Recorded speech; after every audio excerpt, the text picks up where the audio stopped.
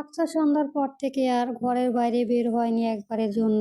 মেজবাহা চলে যাওয়ার পর সে নিজেই ঘরে বসে আছে। এরপর ওর মা ওকে রাতে খেতে ডেকেছে, ঘরের বাইরে নিয়ে আসতে পারেনি। আকছা জানিয়েছে ও আর খেতে রাতে খাবে না। মেজবাহার যে পরিমাণ রুট কথা ওকে শুনিয়েছে আজ, তাতে ওর পেট ভরে গেছে। অন্যদিকে খাওয়ার আর প্রয়োজন পড়বে না। কলি সবে ফোন করেছে ওকে। ফোন রিং বাজতেই আকছা কম্বলের নিচ থেকে ফোনটা বের করে কল রিসিভ করলো। ফোনের অপর প্রান্তে থেকে কলির উচ্ছ্বাসিত কণ্ঠস্বর শোনা গেল। কলি বলল, কিরে, ভদ্রলোক তোকে মাফ করেছে? আর মাফ? আকছা কণ্ঠস্বর। সে কি মারাত্মক উপহাস নিয়ে নিজের প্রতি। কলি ওর কথা সুরে ধরতে পেরে পাল্টায় প্রশ্ন করলো, তার মানে তোকে মাফ করা হয়নি? না রে, না হয়নি, বরং অজস্র উপহাস আর অপমানযুক্ত রূঢ় কথা সুরে দেওয়া হয়েছে আমার দিকে। তুই ভাবতে পারিসনি আমার মতো মেয়েকে কিনা অপমান করা হয়েছে? আমি কি অবলা নারী? উনি আমাকে অপমান করার সাহস পেল কোথা থেকে? আকছার আগে শরীর কাঁপছে। কিছুক্ষণ আগেও যেই মনের বিষণ্ণতা ছিল সেটা এর আগের কাছে ঠুক হয়ে গেছে। আকছাকে কলি শান্ত করতে বলল, শান্ত হওয়া আকছা, জানি এই অপমান তোর পক্ষে মেনে নেওয়া সহজ নয়। তুই তোর অমন মেয়ে নয়। তবে এমন আচরণ কেন করলো তোর সাথে? তুই যেভাবে ওনার সম্পর্কে বলেছিস তাতে তো ভেবেছিলাম মেজর মেজবাহান ইফতেখার খানের একজন জেন্টলম্যান। জেন্টলম্যান? হ্যাঁ, জেন্টলম্যানই বটে জনি, নাইলে তার এত শান্তভাবে বলার কথা। প্রভাবে আমার এমন অলস্য ঠেকাতো না। আকছা সামান্য উপহাসে হাসি হাসল। এসব নিয়ে ভাবা চিন্তা করে নিজের শরীর খারাপ করে ফেলবো, একটু বিশ্রাম নেওয়া প্রয়োজন। তাছাড়াও আগামীকাল ভার্সিটিতে একটা প্রজেকশন দেওয়া কথা, রাতের মধ্যে সেটা কমপ্লিট করে রাখতে হবে। এজন্য কলির সাথে দ্রুত কথা শেষ করলো। 2 মিনিটের জন্য ফেসবুকে ঢুকে নিউজ ফিড স্ক্যান করতে করতে হঠাৎ চোখে পড়ল ওর ভাই মেজবাহান ইফতেখার খানের আইডি ট্যাগ করে একটা ফটো পোস্ট করেছে, যেখানে ক্যাম্পাসে লেখা আছে অন্নদা ওয়েল। তারা বাইকে ছিল। বাইকটা ওর ভাইয়ের, কিন্তু ড্রাইভ করছে মেজবাহার। এককালে যখন মেজবাহার চিনতো তখন থেকে ও জানতো মেজবাহান একজন ভালো বাইকার। মেজবাহানও বাইক আছে অবশ্য, তার বাবার নাকি গাড়িও আছে, কিন্তু মেজবাহার খুব একটা গাড়ি ব্যবহার করেন না, বাইক নিয়ে চলাচল করে বেশিরভাগ সময়। আকছা ফটোটা এক পলক দেখেই সরিয়ে দেন। বড় ভাইয়ের প্রত্যেকটা পোস্ট, প্রত্যেকটা ছবিতে রিকোয়েস্ট কমেন্ট থাকে ওর, কিন্তু এই পোস্টটাও রিকোয়েস্ট দিল না, একবারে এগিয়ে গেল। আজ শুক্রবার, মেজবাহানদের বাসায় যাওয়ার কথা রয়েছে। জুমার নামাজ আদায় করেই একসাথে ওরা সবাই যাবে, কিন্তু মেজবাহান নাকি হঠাৎ সকালে কল করে ইরফানের বলেছে 12টার আগেই পৌঁছেতে। জুমার নামাজ না হয় তারা একসাথে সেখানেই মসজিদে আদায় করে নেবে। মেজবাহার কোনো কথাই ফেলতে পারে না ইফাত, তার এক কথায় রাজি হয়ে গেল। আকছা সকাল থেকে বসে ভাবছিল ও যাবে কিনা। যেই ব্যক্তি ওকে এভাবে অপমান করলো তার বাসায় যাওয়াটা কি সীমাহীন হবে? অনেকক্ষণ যাবৎ ঘরের ভেতর পায়চারি করতে করতে একবার ভাবছে আকছা। তখনই ওর মা আয়শা বেগম এসে তাকে তাড়া দিল। আকছাকে উদ্দেশ্য করে বললেন, ও আকছা, জলদি তৈরি হ নে, আমাদের যেতে দেরি হয়ে যাবে কিন্তু। তোর রেডি হতেই তোর 1 ঘন্টা। মায়ের কথা শুনে আকছা আলমারি খুলে জামা কাপড় বের করে নিল গোসল করতে যাওয়ার জন্য। তখনই আয়শা বেগম আরেকবার এসে বললেন, তোর আব্বু কল দিয়েছে, তোর সাথে কথা বলে নে আগে, তারপর গোসলে যা। আকছার আব্বু থাকলে কাতারে, আজ প্রায় দীর্ঘ 15 বছর যাবৎ কাতারে আছেন ওর বাবা ইসকান খন্দকার। অবশ্য 2-4 বছর পর পরই তিনি আসেন 2-3 মাসের জন্য। এই তো গত বছরও গিয়েছেন তিনি। আকছা প্রতিদিনই ওর আব্বুর সাথে কমপক্ষে একবার হলেও কথা বলেন। আজও গোসলে যাওয়ার আগে আব্বুর সাথে কথা বলে নিল। ইসকান খন্দকারের মেয়ের সাথে কথা বলার শেষ ফোনটা মেয়েকে ওর মায়ের কাছে দিতে বলল। আকছা গিয়ে ফোনটা ওর মায়ের কাছে দিল। ইসকান খন্দকার ফোনের ওপাশে ভিডিও কলে ছিল। বিবিকে ফিসফিসিয়ে বললেন একটু নিরিবিলি জায়গায় যেতে। আয়শা বেগমের স্বামীর কথা শুনে নিজের ঘরে ব্যালকনিতে চলে গেলেন। ইসহান খন্দকার তখন বললেন, মেয়ের বিয়ের কথা তো এবার ভাবতে হচ্ছে আয়শা, মেয়েটা বড় হচ্ছে, ছেলের কথা না হয় পরেই দেখা যাবে। বেটা ছেলে আর কিছুদিন দেরি করে বিয়ে করলেও অসুবিধা নেই, কিন্তু ছোট মেয়েটার চোখের সামনে বড় হয়ে যাচ্ছে, ওর তো এবার বিয়ে দিতে হবে, নয়তো আমি আসতে পারছি না এখন। তুমি একটু ভাই সাহেব আর তোমার ব্যাপারে বাড়ির লোকজনকে বলো, একটা ভালো ছেলে খোঁজ করে তো। আয়শা বেগম বুঝতে পেরেছিলেন তার স্বামী কী নিয়ে কথা বলতে পারেন। কয়েকটা দিন যাবৎ একমাত্র মেয়ের বিয়ে নিয়ে টেনশন করেছিলেন ইস্কান খন্দকার।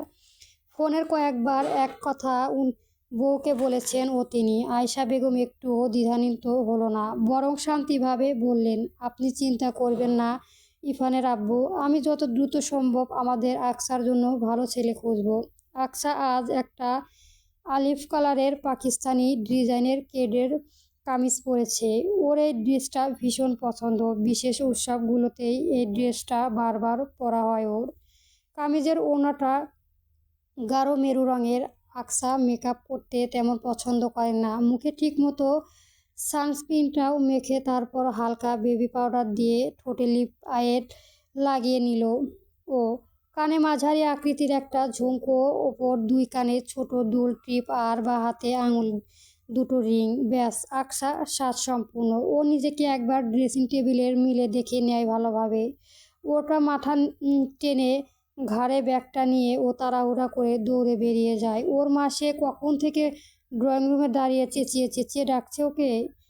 তারা সবাই তৈরি, শুধু আকসাই তৈরি হতে দেরি হয়েছে। ঠিক 11:30টার দিকে ইরফানের বাইকটা তাদের বাড়ি থেকে মেজবাহানদের বাড়ির উদ্দেশ্যে বের হলো। আকসার প্রকাশ না করলেও যত পথ এগোচ্ছে তত বেশি আক্রষ্ট হলো যেন। সেই পথে সেই দিন অপমানগুলো চোখের সামনে ভেসে উঠতে লাগলো বারবার। মেজবাহান তার বাড়ির বড় ছেলে, এই বাড়িটা 3 তলা, সব সুবিশাল।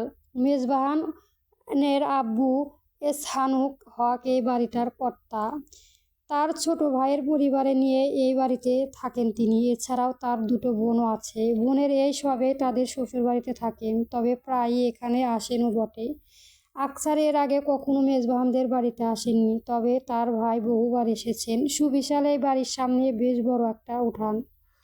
বাড়ির নকশাটা পুরো জমিদার আলেমের বাড়ির মতো। এই বাড়ি নাকি মেজবাহানদের দাদার তৈরি, সেই মুক্তিযোদ্ধার সময়কালের পরে। আকসার বাড়ির গেটের সামনে দাঁড়িয়ে এসব কথা শুনছিল ওর ভাইয়ের কাছ থেকে। কলিং বেল জানানো হয়েছে মিনিটখানেক আগে। তারপর দেখা গেল সামনের সিঁড়ি বয়ে একজন মহিলা নেমে এসে কোচিং গেটে খুল দিল। মহিলাটি সম্ভবত মেজবাহানের মা হবে। কিছুক্ষণের মধ্যে তার কথা মতোই বোঝা গেল তিনি মেজবাহানের মা। তাকে এর আগে আকসা খুব একটা দেখেননি, আর মনেও নেই সেভাবে। তবে ওর মা আর ভাইয়ের খুব ভালো পরিচিত বোঝা গেল। ওরা ভেতরে যেতেই মেজবাহানের মামুনি ইশারা বেগম বললেন, আপনাদের তো আরও আগের আসার কথা বলেছিলাম আপা, দেরি করলেন যে। মেজবাহানের মা অপট রাগ দেখালো। আয়শা বেগম মৃদু হেসে বললেন, ওদের রেডি হতে দেরি হয়ে গেল আপা, কিছু মনে করবেন না। আকসারা নিচতলা, এরপর দোতলা সইয়ে 3 তলায় গেল। ঈশা বেগম ওদেরকে দেখিয়ে দেখিয়ে নিয়ে যেতে লাগলো। বললেন, আমরা পুরো পরিবার 3 তলায় থাকি, নিচে 2 তলার ভাড়াটিয়া থাকে। আমাদের 3 তলায় একটা ফ্ল্যাট, আবার বিশাল বড়। সেই ফ্ল্যাটের 7টা শোবার ঘর, প্রত্যেক ঘরে অ্যাটাচ বাথরুম, বসার ঘর, রান্নাঘর দুটো, খাওয়া হয় একাই। আসলে আলাদা থাকার কথা কখনো ভাবিনি আমরা, মেজবাহানের আব্বু আর তাদের 2 ভাইয়ের যে মিল, এজন্য দুটো ফ্ল্যাট অ্যাটাচড করেই ফ্ল্যাট করে থাকি সবাই। কথা বলতে বলতে সবাই সদর দরজা পেরিয়ে ভেতরে প্রবেশ করলো। আকসা ঢুকতেই বুঝলো আসলে অনেক বড় ফ্ল্যাট, সম্পূর্ণ 3 তলা জুড়ে তারা থাকে। বাসার ঘরটাও অনেক বড়। ঈশা বেগম তাদেরকে সোফায় বসে বাড়ির সবাই ডাকলেন একে একে। আকসা ফোনটা হাতে নিয়ে লক খুলতে ফেসবুকে স্ক্যান করছিল সবে, তখনই দেখলো মেজবাহান একটা কালো রঙের টি-শার্ট আর ব্লু ট্রাউজার পরিহিত অবস্থা দাঁড়িয়ে আছে বসার ঘরে প্রবেশের খোলা দরজার সামনে। ওর 2 হাতে প্যান্টের পকেটে ছিল। এগিয়ে আসতেই ইরফান উঠে দাঁড়ালো। মেজবাহান ইফাতের সাথে করমর্দন করে কোলাকুলি করে নিল। ইতিমধ্যে সেখানে একটা বছর 16 বয়সী ছেলে একজন আকসা, এমনকি মেজবান থেকেও সম্ভবত কয়েক বছরের বয়সী একটি মেয়ে। আরেকটা 15 বছরের বয়সী মেয়ে এসে হাজির হলো। আকসা থেকে বয়সে বড় মেয়েটা কোলে একটা বাচ্চা ছেলে। আকসা বাচ্চাকে দেখে এক ধরনের তাকিয়ে রইল। এত মায়াবী বাচ্চা! এমনিতেই আকসার চোখে ছোট সকাল শিশুরাই মায়াবী সুন্দর। ওর এই বুকের বাবুকে দেখে কোলে নিতে মন চাইলেও তবে মুখ ফুটে বলতে পারল না। ইতিমধ্যে ড্রয়িং রুমে মেজবাহানের ছোট চাচি ফাতেমা খাতুন এসে দাঁড়িয়েছিলেন। তিনি এগিয়ে এসে আকসার মায়ের সাথে কথা বলতে লাগলেন। আকসা খেয়াল করেননি, কথা বলার মাঝেও তার চোখে আকসার দিকেই ছিল। কোনোভাবে দৃষ্টি ফেরাতে পারছিলেন না তিনি। আকসা এদিক ওদিক তাকিয়ে দেখছিলেন চারপাশ। পুনরায় ওর দৃষ্টি এগিয়ে আটকালো সদর দরজার সামনে। মেজবান ধীরে পায়ে এগিয়ে এলো। আয়েশা বেগম সাথে কথা বলে কুশলাদিন বিনিময় করে নিল। ওর ঠোঁটের কোণে এক চিতলের ভদ্রসূচক হাসি। এর মধ্যে টেবিলের ডাক পড়ল। আয়েশা বেগম আর ইরফান আগে গিয়ে বসে হাত ধুয়ে টেবিলের দিকে গেল। মেজবাহান ওর চাচির সাথে কথা বলছিল একপাশে দাঁড়িয়ে। আকসা তখনও দাঁড়িয়েছিল সেখানে বেসিংয়ের কাছে। মেজবাহান চাচাতো বড় বোন জেমি দাঁড়িয়ে। জেমি সরতে আকসা এগিয়ে গিয়ে বেসিনের সামনে দাঁড়ালো। কিন্তু দুঃখের বিষয় হলো সেই বেসিনের কলটায় এমন স্কিমেন্ট তৈরি করা যায় আকসা বোঝার বাইরে। ওদের বাসার কলটা এমন প্রাকৃতিক নয়, এজন্য ও চালু করতে অসুবিধা হচ্ছে। আকসা দাঁড়িয়ে ইতস্ত বোধ করতে লাগলো। বিব্রত হলো ও। কেউ বিষয়টা লক্ষ্য করে মনে মনে নিশ্চয় ওকে নিয়ে উপহাস করবে, না হয় বোকা ভাববে। হঠাৎ পেছন থেকে একটা শান্ত কণ্ঠস্বর শোনা গেল। এতে বড় মেয়ে বেসিংয়ে কল চালু করতে জানো না? মেজবাহান সুচলো কণ্ঠস্বর শুনে পেছনে ফিরে তাকালো আকসা। তার মুখে একদম স্বাভাবিক শান্তশিষ্ট। এই বাড়ির সবচেয়ে ভদ্র ছেলেটা, যাকে সবাই পারলেও মাথা তুলে রাখে। মেজবাহান আকসার দিকে শান্ত চাহনিতে তাকিয়ে থেকে বলল, নেহায়তো আমাদের বাসায় অতিথিদের অসম্মান করা চলে না। না হলে মেজবাহান থেমে যায়। পুনরায় পেছনে ঘাড় ঘুরিয়ে বলে ওঠে, জেমি আপু, এসে বেসিংয়ের কলটা চালু করে দিয়ে যাও। একজন কল চালু করতে পারছে না। কথা শোনা শেষ করায় মেজবাহান গড় পায়ে হেঁটে চলে গেল ডাইনিং রুমের দিকে। আকসা ওইখানে ঠায় দাঁড়িয়ে রইল। মেজবাহান চলে নিজের কল চালু করে দিয়ে যেতে পারত, কিন্তু খুবই ভদ্রভাবে কথা বলে গেল। ভদ্রভাবে বলল, অথচ কথাগুলো সোজা গিয়ে আকসার হৃৎপিণ্ডে আঘাত করল। লোকটা আসলেই জেন্টলম্যান। পরবর্তী গল্প পেতে চ্যানেলটা সাবস্ক্রাইব করবেন। ধন্যবাদ। চলবে।